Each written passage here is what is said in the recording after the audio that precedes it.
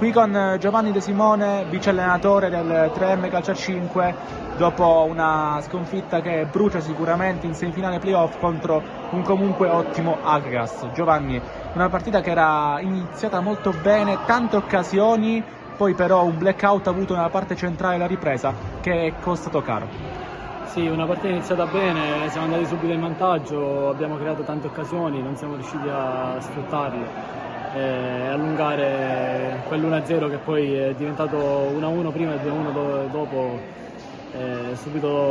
quasi subito all'inizio della ripresa.